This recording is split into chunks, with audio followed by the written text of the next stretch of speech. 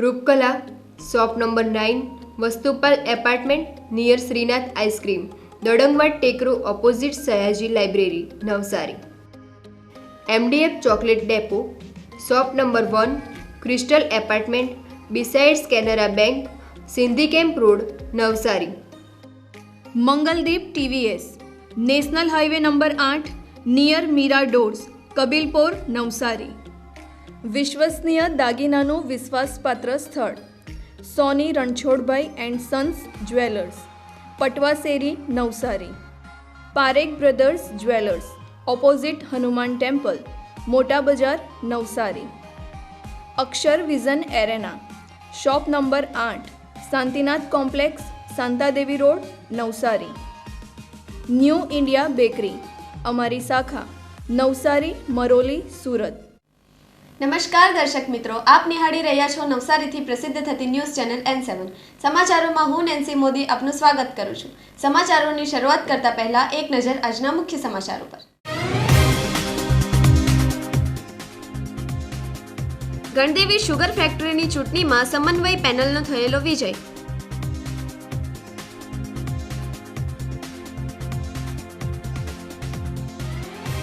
Para ગામમાં સરકારી આવાસ થયેલું ધરાશય, એક જ પરિવારના 8 સભ્યોને થયેલી ઈજા। વીજ કરંટથી 3 મૃતકોના પરિવારને DGVCL દ્વારા 5.5 લાખની સહાય।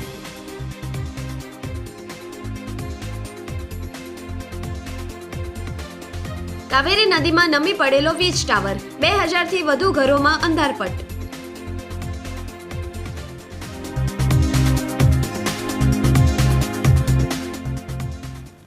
ગણદેવી સહકારી ખાંડ ઉદ્યોગ મંડળીની ચૂંટણી યોજાઈ હતી, જેમાં ભારે રસાકસી બાદ સમન્વય પેનલનો વિજય થયો હતો।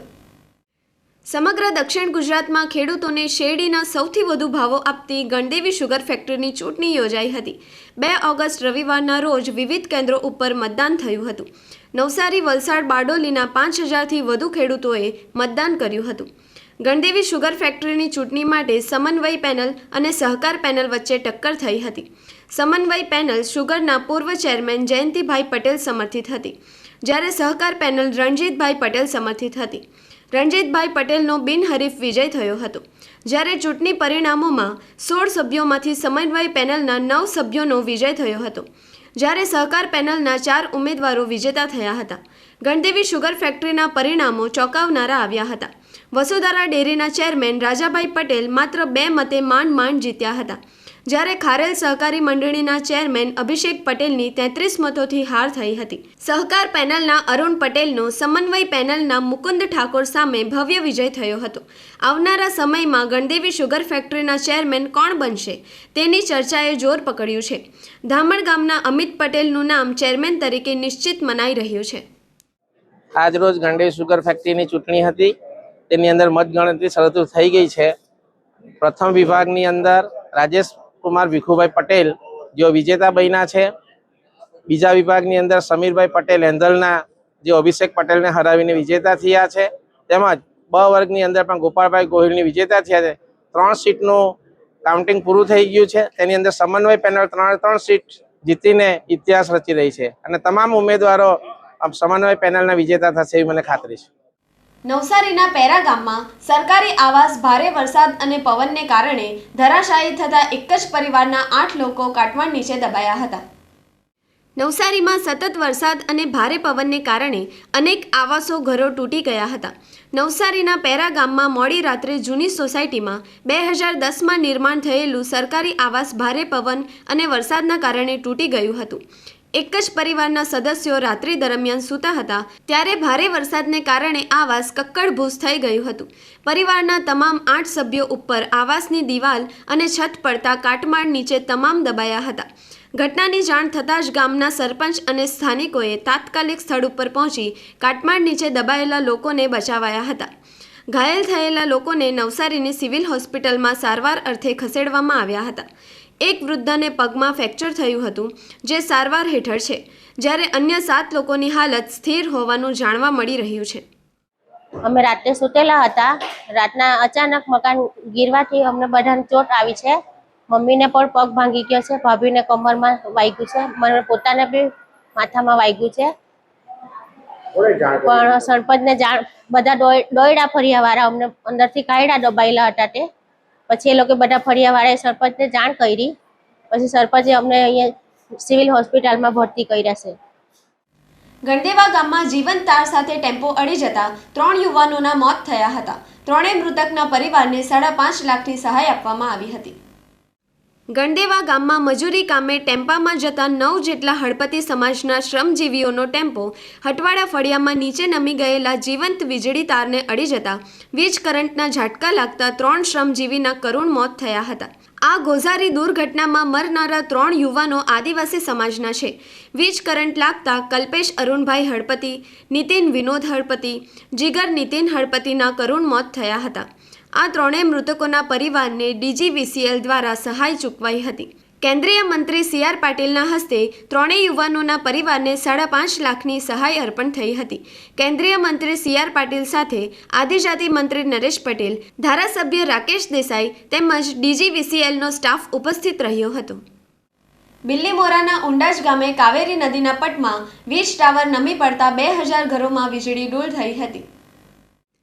નવસારી જિલ્લામાં ભારે વરસાદ અને 15 દિવસમાં 3 વખત નદીઓમાં આવેલા પૂરના કારણે બિલ્લીમોરાના ઉંડાજ ગામે કાવેરી નદીના પુલ પાસે ધસમસતા પૂરના પાણીથી ધોવાણ થતા હાઈ ટેન્શન લાઇનનો એક વીજ ટાવર નમી જતા 2000થી વધુ ઘરોમાં વીજળી પુરવઠો બંધ કરવો પડ્યો હતો.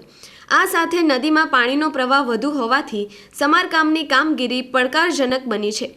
આતલિયા સબસ્ટેશનથી ઉંડાજને વીજ પૂરી પાડતી લાઇન માટે કાવેરી નદીના પટમાં ઊભા કરાયેલા હાઈ ટેન્શન લાઇનના ટાવર પાસે જમીનનું ભારે ધોવાણ થયું છે. રવિવારે બપોરના સમયે વીજ ટાવર ધીરે ધીરે નીચે જમીન તરફ નમી ગયો હતો.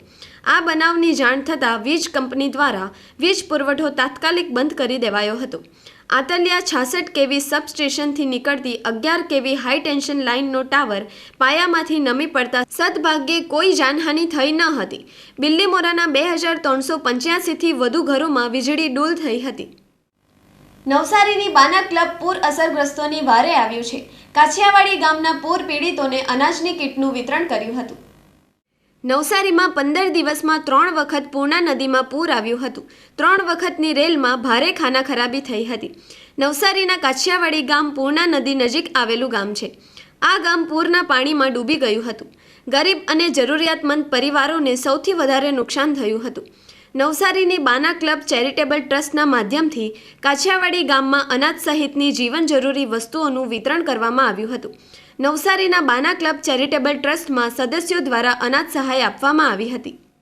કુદરતની આ આવેલી આકસ્મિક ક્ષણો અને એમાં જે આ પરિવારજનો રહે છે એમને ખૂબ ખૂબ પહેલાં તો ધન્યવાદ છે. અને આપણે આ જે કાર્ય કરી રહ્યા છીએ તે કદાચ ફૂલની તો ફૂલની પાંખડી બરોબર છે. અને આપણે દરેક પરિવારોની આપણી ફરજ છે કે આપણે એકબીજાને સહાયરૂપ થઈએ અને જિંદગીમાં એ લોકોને પરમાત્માને આપણે વિનંતી કરીએ કે આવી કોઈ આકસ્મિક ક્ષણોમાં એમના ઉપર આવે નહીં, અને આવે તો પણ એ સહન કરવાની એમને શક્તિ આપે. અને બીજા ઉદાર દિલવાળા જે પણ પરિવારો છે એ આ લોકોને સહાયરૂપ થાય એવી પરમાત્મા ભગવાનને આપણે પ્રાર્થના કરીએ છીએ. સમાચારો સમાપ્ત કરતા પહેલા એક નજર આજના મુખ્ય સમાચારો પર.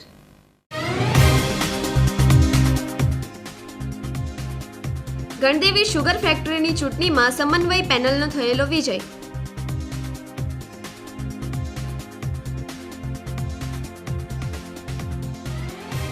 પેરા ગામમાં સરકારી આવાસ થયેલું ધરાશય. એક જ પરિવારના 8 સભ્યોને થયેલી ઈજા. વીજ કરંટથી 3 મૃતકોના પરિવારને DGVCL દ્વારા 5.5 લાખની સહાય.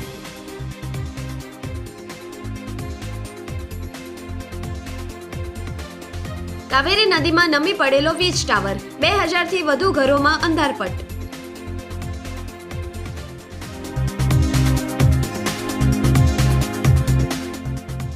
તો આ હતા આજના સમાચારો. બન્યા રહો અમારી સાથે અને જોતા રહો નવસારીથી પ્રસિદ્ધ થતી ન્યૂઝ ચેનલ N7. નમસ્કાર.